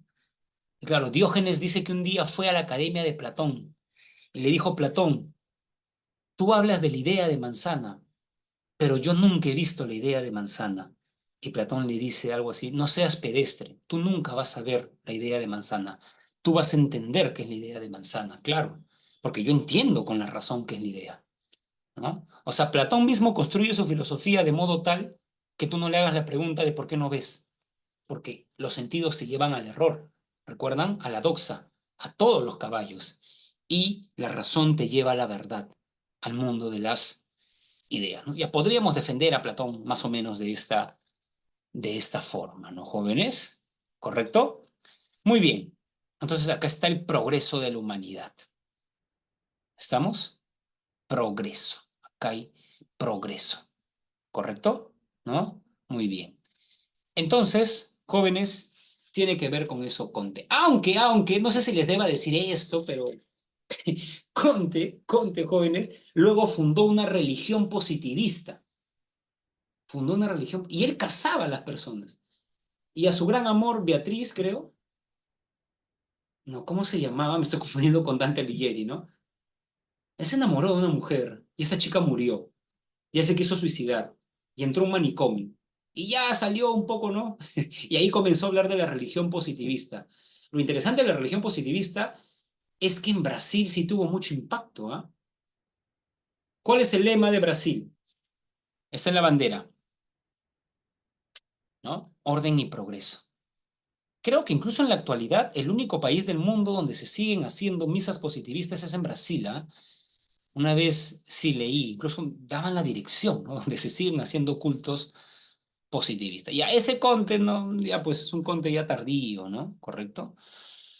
Muy bien, y llegamos a este filósofo, ¿no? A este filósofo, ahí está dibujadito, conocido también, ¿no? A Friedrich Nietzsche, filósofo alemán, ahí está, que dice, Dios ha muerto, ¿correcto? A ver, de nuevo, Nietzsche es un mundo, ¿no? ¡Wow! O sea, es un autor que tiene varios libros, muy prolífico, ¿no? Muy soberbio también. Él tiene un libro que se llama Ecce Homo, ¿no? Ecce Homo, donde él resume sus libros. Se resume sus primeros 7 libros, creo, ¿no? Primer capítulo de ese libro, ¿por qué soy tan sabio? Segundo capítulo, ¿por qué escribo tan buenos libros? Último capítulo, ¿por qué soy un destino? Recuerdo casi de memoria el primer párrafo de este último capítulo, ¿no? ¿No? Sé de mi destino. Algún día mi nombre estará unido a temblores como jamás lo ha habido en la tierra.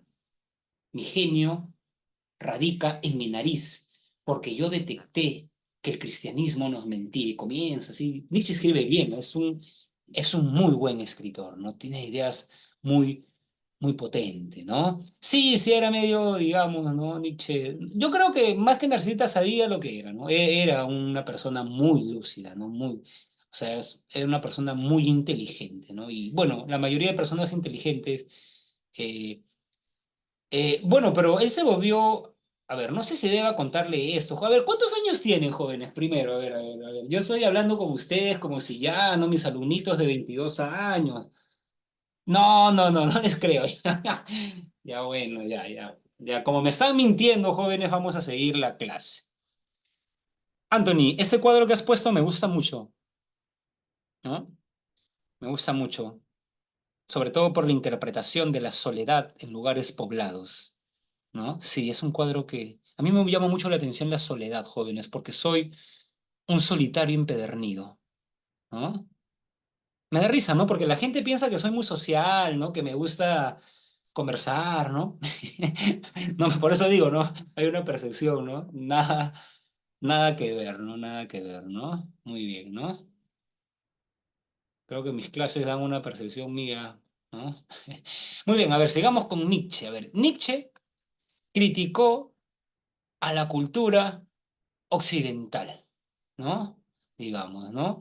Y en ese sentido, jóvenes, para Nietzsche, a ver, en el tiempo de Nietzsche, los intelectuales de su época se preguntaban por qué la cultura griega era una cultura tan, eh, o sea, ¿por qué leemos a Herodoto y nos quedamos con la boca abierta? ¿Por qué Platón? O sea, porque es una cultura que tiene tantos genios. ¿No? ¿Correcto? Entonces, para Nietzsche, lo que nosotros entendemos por cultura occidental es la fusión de ideales de la cultura griega, es Grecia, más ideales de la cultura cristiana. Si tú combinas eso, ese surtido de dudosa procedencia, es los ideales de la cultura cristiana, o digamos los ideales de la cultura griega. Y por eso Nietzsche, de modo ordenado, en sus libros va a estudiar la cultura griega, origen de la tragedia, y el cristianismo, genealogía de la moral, el anticristo. Y claro, lo que detecta Nietzsche en la cultura occidental es que niegan la vida, ¿no? Y Nietzsche era un vitalista y un voluntarista. Claro, lo que pasa es que Nietzsche lee a Darwin y se da cuenta, por ejemplo, que, digamos, uno tiene dos instintos básicos, la autoconservación y la conservación de la especie. Para lo segundo, digamos, tiene que ver mucho con la sexualidad.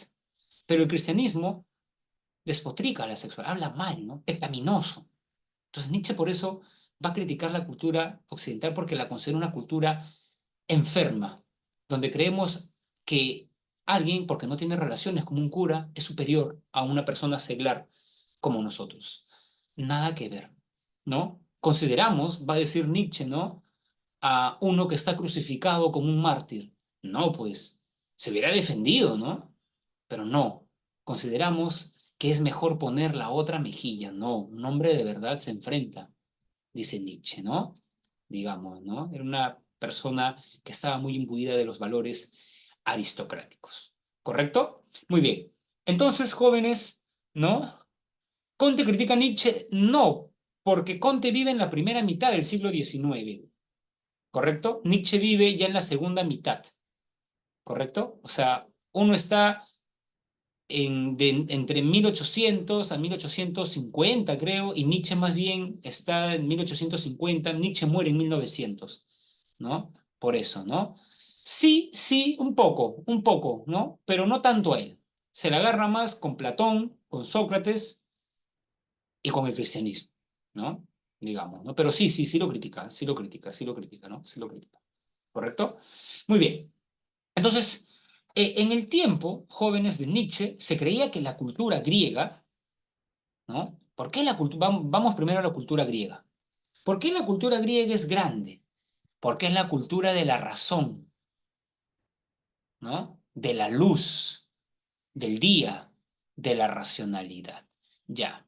Nietzsche dice que este abordaje es cuanto menos unilateral, porque está captando una parte del asunto. Es cierto que los griegos son la cultura de la luz, de la razón, ¿no? Ayer escuchaba una conferencia sobre racismo y entrevistan a un cirujano estético, donde a él le dicen, ¿las personas blancas son más guapas que otras? Y él dice, no, en realidad la belleza tiene que ver con la proporción. Los griegos hicieron una proporción, el número pi, ¿no? Tienes que dividir esto, ¿no? Y en realidad es proporción, ¿no? No es tanto que seas blanco, porque si tú eres blanco y eres proporcionado, no eres bello, decía eh, él, ¿no? Entonces ven, de hecho que los griegos tenían que ver con eso, su arte es así. Pero así como los griegos tenían un dios del día, de la luz, de la racionalidad, tenían un dios de lo instintivo, de la noche, de la oscuridad, de los instintos. Hay una tragedia de Eurípides, Las Bacantes. Las Bacantes son las sacerdotisas del dios Baco, de Dionisio. ¿Cómo les rendían tributo? Las Bacantes, que eran mujeres, hacían vino y para rendirle tributo a Dionisio, todos los que iban a las fiestas dionisíacas, a las bacanales, se embriagaban y todo terminaba en una orgía. Eso no parece muy racional, ¿no, jóvenes? Entonces Nietzsche dice, ¿y cómo explican entonces esos eruditos de la cultura griega este acto? No, pues el griego, es verdad, amaba, digamos, el día, la racionalidad, pero también le gustaba la sexualidad. Los griegos no eran como nosotros, por eso miren sus esculturas, jóvenes, ¿no? Desnudos, ¿no? Ellos no eran como nosotros, la desnudez es pecaminosa, nos ruborizamos. No, no, no, miren, sus esculturas eran, digamos, de este modo. ¿Han visto las esculturas griegas? Hay muchas que representan escenas sexuales, ¿no? Sí, o sea, los griegos eran más liberales que nosotros en torno a la sexualidad, ¿no? Sino que, claro, los teóricos han querido ver, han querido creer que todos eran filósofos. Pues no, no, no. Y claro, entonces el griego le daba a la razón lo que le podía dar y a los instintos también. Incluso Nietzsche, no sé si es Nietzsche, y se me confundo, jóvenes, o Giorgio Colli, un seguidor de Nietzsche, que dice que los griegos tenían las fiestas dionisíacas porque sabían en el fondo, eran lo suficientemente sabios para que se den cuenta que uno no puede ser racional los 365 días del año, que los instintos en algún momento van a salir. Entonces, ¿qué hacían ellos? Hicieron unas fiestas. Ojo, ¿ah?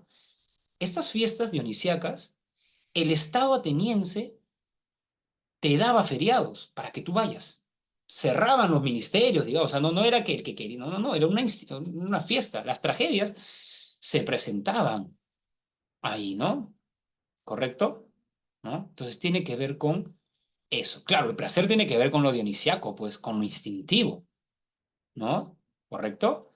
Entonces, claro, nos han hecho creer que Occidente es solamente apolíneo, pero no, también es esto. Y claro, acá, porque esto es interesante, Nietzsche no estudió filosofía, Nietzsche estudió filología. ¿Qué enseñaba Nietzsche en la universidad? Literatura griega, ¿correcto? ¿No? Entonces, Nietzsche detecta que la filosofía le hizo mucho mal, así lo diría, ¿no? Le hizo mucho mal a Grecia. ¿Por qué? Porque los filósofos se pusieron del lado de Apolo, Sócrates. Sócrates. Por ejemplo, yo recuerdo un libro de Nietzsche muy bonito, El crepúsculo de los ídolos, donde Nietzsche resume a Sócrates. Sócrates cree filosofía, sabiduría, virtud, razón. Sócrates era un ser excesivamente racional, muy racional. Todo lo racionalizaba. Incluso Nietzsche cuenta un pasaje del banquete de Platón, donde Sócrates estaba hablando sobre el amor, ¿correcto? Y había un joven, ustedes saben que los griegos no tenían ningún problema en que un varón se acueste con otro varón, ¿no? No eran, nosotros también somos más cristianos en ese punto, ¿no? Y Alcibiades era un joven, dice Platón, con el que cualquiera quería estar. Imagínense un sex symbol en la actualidad, ¿no? No sé, pues, imagínense a alguien, ¿no? Ya muy bien. Y ese joven Alcibiades se enamora de la inteligencia de Sócrates, porque Sócrates era feo, ¿no? Sabemos eso, ¿no? Y se le acerca y como que le comienza a coquetear, ¿no? Y Sócrates no le hacía caso, ¿no? Y este joven espera que todos se vayan, ¿no? Llega la madrugada y como que le sugiere a Sócrates que quería tener algo con él y Sócrates se ríe y le dice algo así como que, ¿tú crees que yo actúo diferente cuando estoy frente a gente que cuando estoy solo? No, le dice, porque ahora mi conciencia moral me está viendo. O sea, Sócrates, a ver, desprecia a este joven que todos amaban, todos querían una noche con él. Llega a decir algo así Platón, ¿no? Y claro, Platón lo muestra como que ahí está mi maestro, ¿no? Domina sus instintos. Pero Nietzsche dice, pobre reprimido de Sócrates, ¿no? ¿De dónde Sócrates ha sacado no? O sea, Sócrates, Nietzsche, o sea, para que vean cómo se ve al revés eso, ¿no? Y claro, ya con Platón, esa idea se lleva a otro nivel, ¿no? ¿Por qué? Porque Platón, ya les he enseñado Platón, para Platón, ¿eres alma o cuerpo?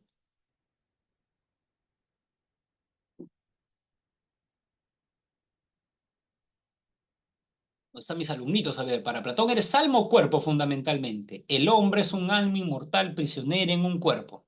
¿Qué eres fundamentalmente? Alma. Y segundo, ¿dónde está tu verdadera vida? ¿En el mundo sensible o en el mundo de las ideas? ¿Dónde está la verdad? En el mundo de las ideas. Y por eso Nietzsche, en un texto que pocos leen, se llama Los filósofos preplatónicos, Nietzsche dice que por esas dos ideas, creer que el alma es lo importante y creer que esta no es tu verdadera vida, sino la otra, Platón es el primer griego que apesta a cristianismo. La cultura griega que amaba la sexualidad, el hombre griego que iba al gimnasio, ¿no? Ya cree que es alma y no cuerpo.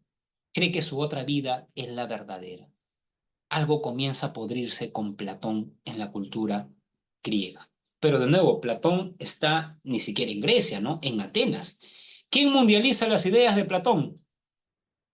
El cristianismo. Y ahora pasamos al segundo, a la segunda idea, ¿no? Al cristianismo, ¿correcto? Al cristianismo, ¿correcto? Entonces, lo que dice Nietzsche es que, claro, el cristianismo tiene una moral interesante, pero lo que le llama la atención a Nietzsche es si en realidad podemos ser cristianos. O sea, ¿podemos cumplir el cristianismo? ¿O es que acaso nos está pidiendo algo que ve en contra de nuestros instintos? Porque vamos, si yo le digo a mis alumnos, no tomen agua, no parpadeen, yo estoy pidiendo algo que no van a poder. Entonces Nietzsche quiere, o sea, Nietzsche a la luz de que leyó a Darwin, ¿no? Y estudió etología, ver el comportamiento animal que tienen los seres humanos, bueno, los animales, y cómo eso influencia en los seres humanos. Quería saber si el cristianismo se condice con nuestros instintos o quizás lo contradice. Y claro, lo que dice Nietzsche es que el cristianismo, primero, cree que somos alma y no cuerpo. Segundo, cree en la igualdad. Y tercero, ¿no? Alma, igualdad, cree en la solidaridad que debe tener el más fuerte con el madre. Bueno, suena bien, ¿no? Pero a ver, estudiemos un poco de etología, ¿no? O de evolución. ¿Cuáles son los dos instintos fundamentales de todo ser vivo? Autoconservación y conservación de la especie. O sea, yo amo mi cuerpo, por eso lo quiero, hago deporte, duermo, tomo agua, ¿no? Pero el cristianismo dice, no, no eres alma, no eres cuerpo, eres alma, primer error. O sea, yo estoy configurado para cuidar, digamos, ¿no? Mi cuerpo. El cristianismo reniega de la sexualidad, ¿no? De la sexualidad.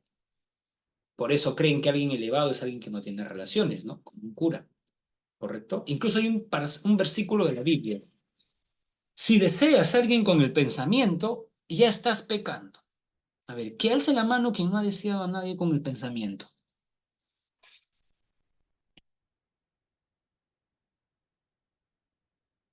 A ver, ¿quién? ¿Quién no ha deseado nunca a nadie con el pensamiento? ¿No ha visto una serie, una película y ha visto a Scarlett Johansson y le ha parecido guapa y ha dicho, ¿cómo quisiera darle un beso o algo así, ¿no? Y Scarlett Johansson, que yo sepa, no sé, no supongo que está casada, ¿no? ¿Correcto? ¿No? ¿Yo reniego de lo anunciaco? Nada. ¿Por qué? ¿Por qué habría de hacerlo? ¿No? Entonces, jóvenes, digamos, a ver, no me han respondido. ¿Quién nunca ha deseado a nadie con el pensamiento? ¿No? Todos. Porque es algo biológico, ¿correcto? Es algo biológico, ¿no? ¿Correcto? El cerebro reptiliano, o sea, hay estudios que demuestran, pues, ¿no? Por eso la sexualidad es una fuerza muy potente en el ser humano, porque como lo decía Darwin, estamos configurados a querer darle la posta de nuestros genes a alguien, a ver a alguien chiquitito, ¿no? Es una cuestión biológica. Segundo, en la naturaleza, la gente, los animales no son iguales. Existen jerarquías, ¿no? León alfa. Y en la sociedad también hay individuos que son mejores y más fuertes que otros, ¿correcto? Y esos más fuertes que otros deben aplastar a los más débiles. Primer principio de nuestra moral, dice Nietzsche en El Anticristo, muerte a los débiles, y hay que ayudarlos a morir por amor a la humanidad, ¿no? Pero el cristianismo nos ha enseñado que no, que el fuerte debe tener con. Entonces, estudiando un poco de esto, nos damos cuenta que el cristianismo nos está pidiendo algo que no. Por eso él lo asocia a la moral del siervo, de los débiles. Incluso Nietzsche en la genealogía de la moral es algo muy interesante. Nietzsche dice que el cristiano envidiaba al romano, quería tener su vida sexual activa, quería tener dinero, pero como no podía, hizo algo. Se vengó de él y dijo, el cristiano era pobre, ¿no? El reino de los pobres, el reino de los cielos es reino de pobres.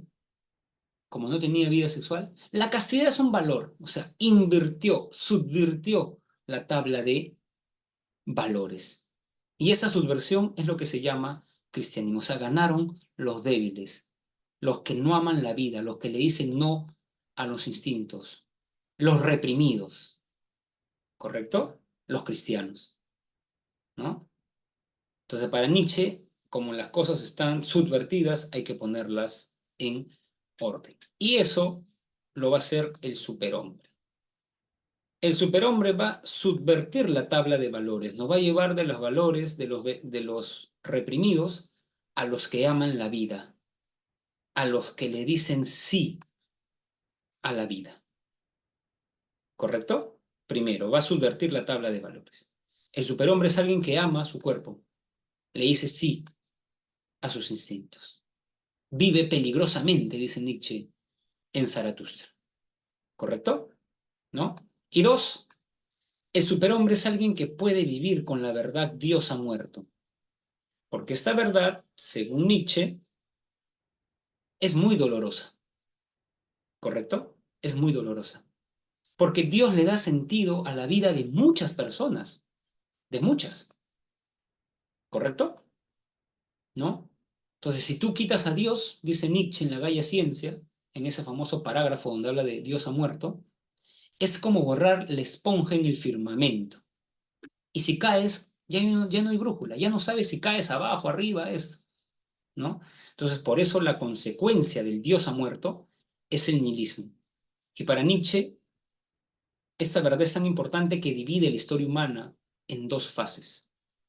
Lo que está antes de aceptar la muerte de Dios es la prehistoria. Una vez que asume la muerte de Dios es la historia. ¿Qué es el nihilismo? Considerar que tu vida no tiene sentido. Nietzsche dice que la mayoría no va a aceptar que Dios ha muerto, se va a negar. Solo un pequeño puñado de la humanidad está preparada para aceptar esta verdad. Y por eso Nietzsche dice que el superhombre va a renacer de las cenizas del hombre, porque va a aceptar la verdad, Dios ha muerto, ¿no? Hay un artículo de Heidegger muy bonito que titula ¿Qué significa el Dios ha muerto de Nietzsche? ¿No? Entonces, hay interpretaciones, ¿no? Algunos dicen que en realidad el Dios ha muerto significa que todos en la actualidad dicen yo soy cristiano, pero viven como cristiano, engañan a sus esposas y se casaron por religioso. Ya, ese cristiano no coherente está dando un cuchillazo a Dios, ¿no? Dios no dice Dios no existe, Dios ha muerto, Dios vivió mientras la gente creía en el cristianismo, dirigía la vida de las personas. Pero en la actualidad la gente dice Dios existe, engaña a su pareja, miente, no ayuda al prójimo. Ellos son sus asesinos. ¿Correcto? Ni siquiera asesinos, porque ya muerto, ya está muerto, lo están, ¿no? Nietzsche dice, y los dioses también se pudren, ¿no? Y hay que enterrar a Dios, dice Nietzsche, ¿no? Y lo que más me gusta de ese párrafo, bueno, parágrafo, porque son varios párrafos, es cuando termina de decir eso, Nietzsche dice, y ahí paró el hombre loco y miró, y se dio cuenta que la gente lo miró sorprendido.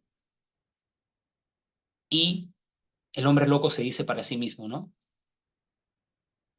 He llegado muy temprano, no estoy a tiempo. Esa frase me gusta mucho, porque Nietzsche era consciente que el siglo XIX no estaba preparado para él. Por eso Nietzsche decía que era un hombre póstumo, que en el futuro lo iban a leer. ¿Y quién es el filósofo que más vende libros en la actualidad? ¿De qué filósofo se compran más libros? De Nietzsche, ¿no? Y de lejos, ¿ah? El segundo es Schopenhauer. El segundo es Schopenhauer. Creo que el tercero es Platón, ¿no? Una vez vi por ahí, ¿no? Un, un ranking, ¿no? Entonces, el cristiano hoy en día, claro, más que un hipócrita, es incoherente, ¿no? Defiende algo que no va a poder cumplir, ¿correcto? ¿No? Imagínense un cura que ya sabemos esas cosas que hacen, ¿no? Nietzsche diría, ahí está, pues, por reprimido. Por reprimir algo que es normal, termina haciendo cosas que no son normales, ¿no? Porque lo normal es que uno, digamos, tenga esas cosas con alguien consentido, digamos, ¿no? De tu edad, ¿no? No, digamos, pues, ¿no? Eso ya no es normal, ¿no? Tampoco hay que, ¿no? Entonces, Nietzsche sí es muy duro con eso, ¿no? Entonces, sí, ese es el superhombre. Yo les quiero enseñar, jóvenes, ¿no? A ver,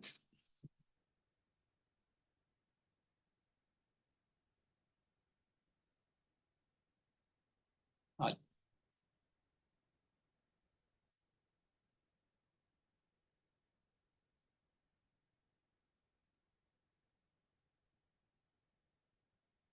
Jóvenes, disculpen si esta clase ha sido eh, muy dura, jóvenes, quizás, ¿no? Porque, a ver, la mayoría de nosotros somos cristianos, ¿no? Culturales, ¿no? Entonces quizás esta clase les haya parecido un poco, ¿cómo decirlo? Ya pare, profesor, un día me dijeron, ¿no? Sí, me escribieron eso, me acuerdo, ¿no? Estaba dando la clase, ¿no? Ya, profesor, basta. ¿No? Entonces, para bajar un poco las revoluciones para todos, ¿no? Vayamos al humor, ¿no? El humor siempre es necesario para la vida, ¿no? Uno de mis delegados en la universidad me envió este videíto que para mí me da mucha risa, ¿no? Jóvenes, a ver, vamos a verlo, ¿no?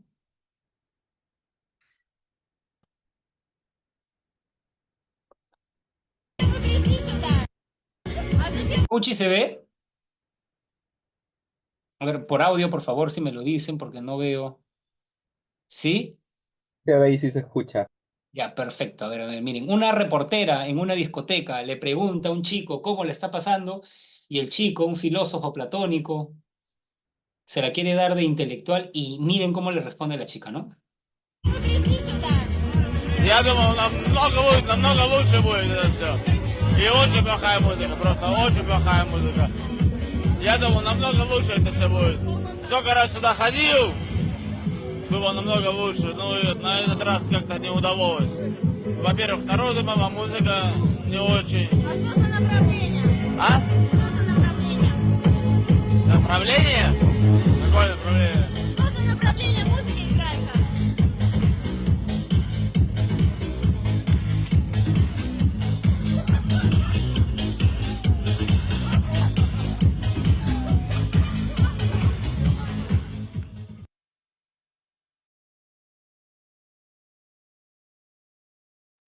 Esa es la manera de reaccionar frente a la verdad, ¿no?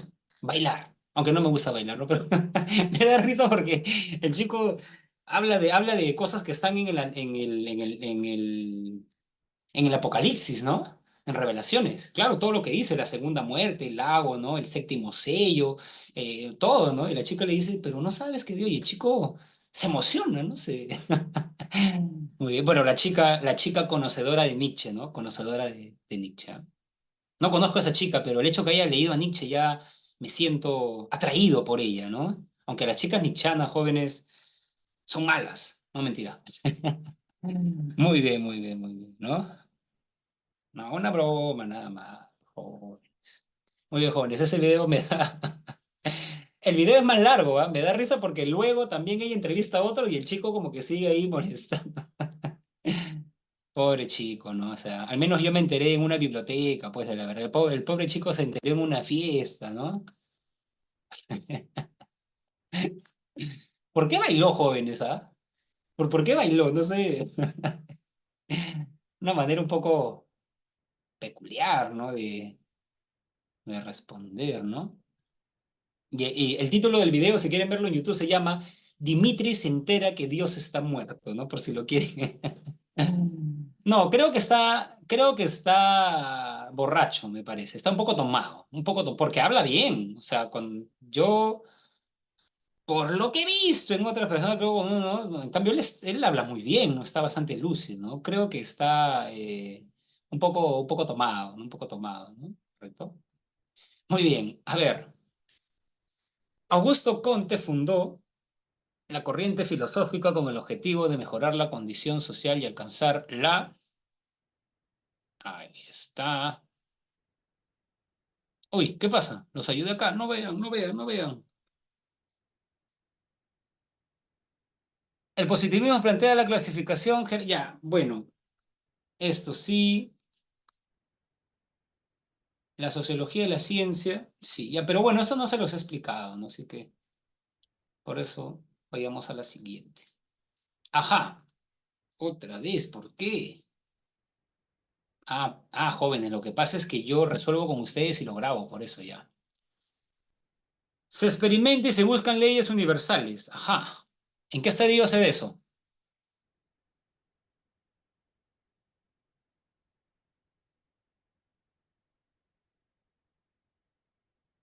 Jóvenes, me ha dado ganas de ir a bailar, a ver a ese ruso bailando, ¿no? Positivo, ¿no? Ahí está. Tres. Se divide en tres estadios, animismo, politeísmo, y a ese es el teológico. Animismo, estimados jóvenes, cuando se cree en fuerza de la naturaleza, politeísmo, varios dioses, monoteísmo uno. Se especula sobre la causa, especular. Esa es la palabra clave de la filosofía, especular. Especular es reflexionar sin dar evidencia empírica. El ejemplo de especulador, para que se les quede, es el celoso. Su chica no le contesta y piensa que ya está con alguien en el cine y que está de la mano y que está con que, o sea, ya no tiene ninguna prueba y está, ya, eso es especular. Especular es pensar qué habrá en Marte. Te imaginas personas comiendo helado, ¿no? No sé. Te imaginas gente como Dendé, Rayis, ¿no? Ahí ya no hay ninguna, ¿no? Ya. Eso es especular. Y la filosofía, es eso, ¿no? Uno, dos, metafísico. Tres, a ver, uno, tres. Acá, ¿no? Sí, ¿no? Esta, ¿no? Muy bien. Según Karl Marx, no es lo que determina el ser social, sino quien determina la conciencia. No es la conciencia la que determina el ser social, sino el ser social. Ajá. Oh, oh, oh.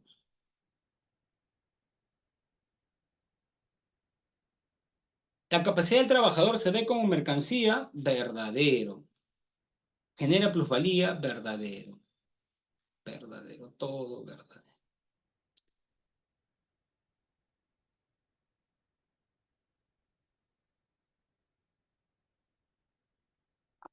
¿Por qué está esto? ¿Qué pasa?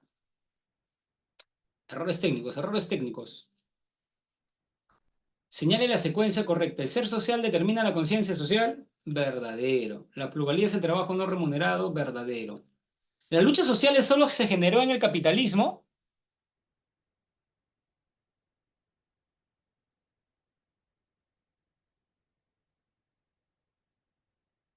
¿Qué dicen?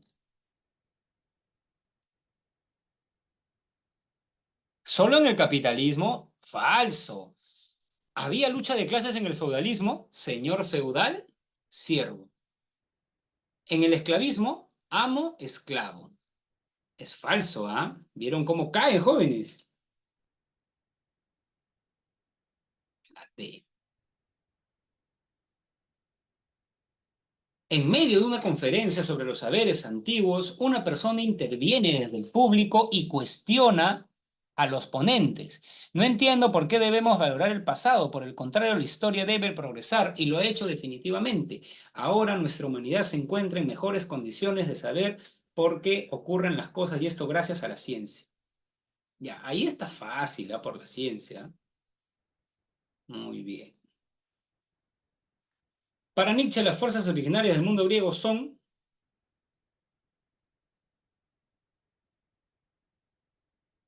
Jóvenes, ¿ustedes son más apolíneos o dionisíacos? Respondan con la verdad, ¿ah?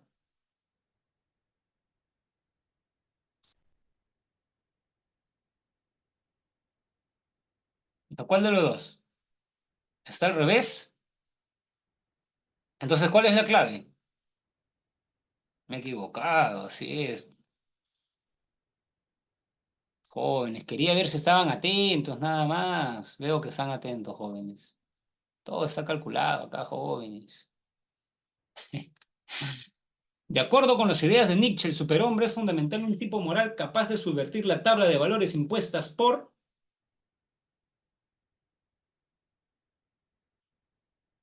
el cristianismo.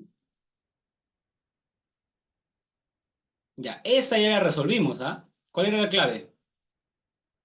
La puse en el PPT, ¿recuerdan? ¿No se acuerdan? La A, pues, ¿no? La dialéctica. Hegel sostiene que el espíritu, ajá, mira, examen de admisión, ¿ah? Y aunque acá, jóvenes, ya lo he puesto, pero es una pregunta un poco, ¿no? Hegel sostiene que el espíritu es la verdadera esencia del hombre. De esta manera, lo mistifica y lo reduce arbitrariamente a una forma de pensamiento meramente especulativo y lógico. En lugar de tomar como partida al hombre real, tal y como verdadero existe, absolutiza una forma secundaria de la actividad humana presentándola como la totalidad del ser humano. O sea, este texto es una crítica a Hegel. ¿correcto? Que señala que en realidad Hegel pone primero el espíritu en vez de poner la primera realidad que quizás es el cuerpo, la materialidad, ¿no? O el hombre real. Absolutiza una forma secundaria, se está refiriendo al espíritu, presentándola como la totalidad del ser humano. El hombre no solamente es espíritu, pues hay una base material. Se puede inferir del texto que el filósofo alemán plantea una imagen ideal del hombre porque solo parte del espíritu. A ver, esa no suena mala. La concepción hegeliana realiza una combinación, la B no es. La ciencia hegeliana, un análisis existencial como totalidad, no parece totalidad porque se queda, dice ahí, en una, a ver cómo lo dice, absolutiza, ¿no? Una actividad secundaria presentándola como una totalidad, o sea, no puede ser tampoco la C.